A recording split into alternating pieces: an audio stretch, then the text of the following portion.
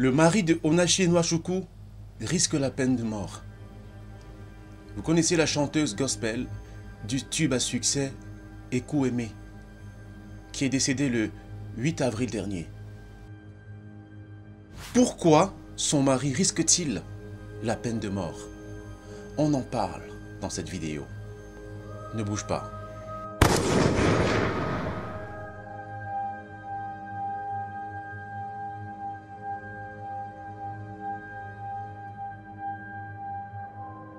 Le 8 avril dernier, Onachi Nwachukwu, la chanteuse gospel à la voix de Rossignol, est décédée dans un hôpital d'Abuja au Nigeria. Et selon les témoignages, c'est le résultat d'un ensemble de violences conjugales dont elle a fait l'objet au sein de son foyer. Et le principal accusé n'est rien d'autre que son mari, Peter Nwachukwu, qui, dans la foulée, a été arrêté. Et maintenant, le gouvernement fédéral a porté contre lui un ensemble de chefs d'accusation qui pourraient le mener à la peine de mort. Le gouvernement fédéral, dans l'accusation qui a été déposée par le bureau du procureur général de la Fédération et ministre de la Justice, a allégué que le feu Osinachi a été éjecté de force de son domicile conjugal par son mari, contrairement à la loi sur la violence contre les personnes. Là, c'est l'un des chefs d'accusation qui pèse contre Peter Nwachukwu. En outre, Peter Nwachukwu aurait également tenté de la tuer en la poussant hors d'un véhicule qui roulait. Le gouvernement fédéral a aussi allégué que l'accusé avait privé la défunte de sa liberté personnelle en limitant ses déplacements et en l'enfermant dans la maison. Peter Nwachukwu a également été accusé de violence émotionnelle, verbale et psychologique. Il aurait refusé à sa femme l'accès à son argent. Il aurait forcé à devenir une mendiante et à emprunter de l'argent pour vivre. Pourquoi? Parce que Peter Nwachukwu était en même temps le mari et le manager. Donc quand cette dernière avait un concert, l'argent était directement viré sur le compte de Peter Nwachukwu. Et ce dernier se permettait de priver cette femme d'argent. Pourtant c'est elle qui générait de l'argent dans le foyer. Quelle violence. Cerise sur le gâteau. Peter Nwachukwu a été spécifiquement accusé d'avoir commis un homicide coupable en vertu des sections 104 et 379 de la loi sur l'administration de la justice pénale de 2015. Une infraction contraire à la section 221 du Code pénal est passible de peine de mort.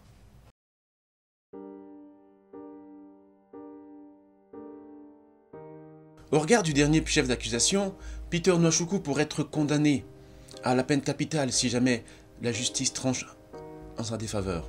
On n'en est pas encore là.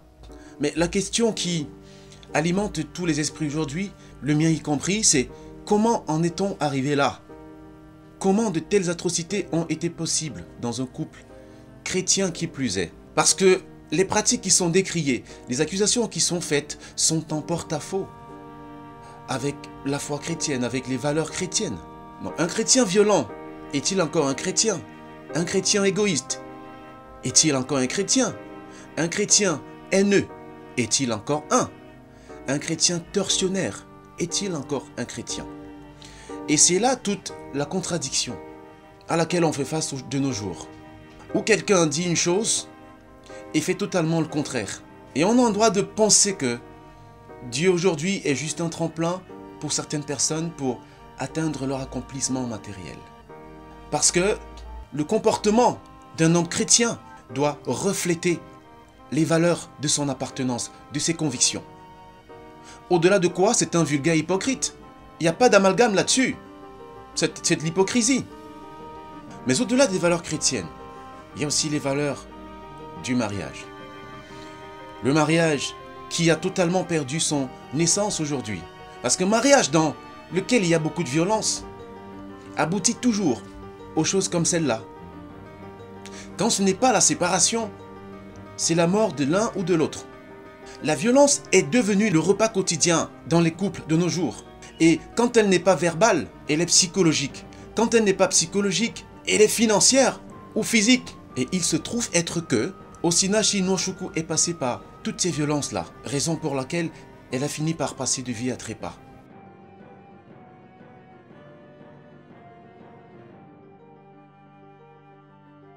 Et beaucoup de personnes te disent, mais pourquoi elle y est restée? Elle devrait partir. Elle répondait à chaque fois qu'elle restait par conviction. Mais la question aujourd'hui, c'est est-ce qu'il faut rester dans un couple où on ne se sent pas heureux? Tout dépend de ce qu'on met dans heureux. Mais d'après ce que je sais, chacun a des responsabilités envers l'autre. Et puisque c'est la responsabilité du mari qui a été mise en doute, nous allons parler de la responsabilité des hommes. Je ne fais pas mon pasteur, mais il s'agit du contexte. J'aimerais qu'on revienne aux recommandations bibliques. Parce que Dieu dit à l'homme d'aimer sa femme comme le Christ a aimé l'Église. Et à la femme d'être soumise à son mari. C'est comme l'un des commandements du décalogue qui est assorti d'une promesse. Obéis à ton père et à ta mère afin que tes jours soient longs sur terre. C'est pour en arriver à la conclusion que l'amour, la soumission d'une femme est assortie de la promesse de l'amour et du respect de son mari. Et donc la condition d'existence de celle-ci. Donc si ton mari ne te respecte pas, si il ne prouve pas son amour envers toi, il n'y a aucune raison de rester. Parce qu'il est en porte-à-faux avec les conditions d'existence de la soumission de la femme que tu es. Et j'ai remarqué que beaucoup de couples ne tiennent pas longtemps aujourd'hui à cause de leur non-connaissance de la notion de mariage, qui est une institution sacrée et éminemment divine. Mais cette institution est passée par les temps qui courent pour quelque chose de banal, pour un amusement, pour un jeu. Et chacun y vient avec les démons du passé pour devenir non pas une source de bonheur pour l'autre, mais une source de malheur. Or, on ne se marie pas pour rendre l'autre malheureux. On se marie pour le sanctifier. Je veux dire, pour l'aider à devenir la meilleure version de lui-même. Moi, j'irai pas plus loin parce qu'on risque d'y passer toute l'année. Je vais m'arrêter là. Mais la chose à retenir aujourd'hui, c'est que chacun devrait jouer sa partition comme il se doit pour que la symphonie matrimoniale soit agréable. Parce que lorsque ça pèse d'un seul côté, si la femme est la seule à fournir l'effort, si elle est la seule à avoir peur que le couple se divise, si elle est la seule à se battre pour maintenir l'équilibre du foyer, il n'y a rien à faire. Ce mariage va se briser. Soit c'est une séparation, soit c'est la mort de l'un ou de l'autre.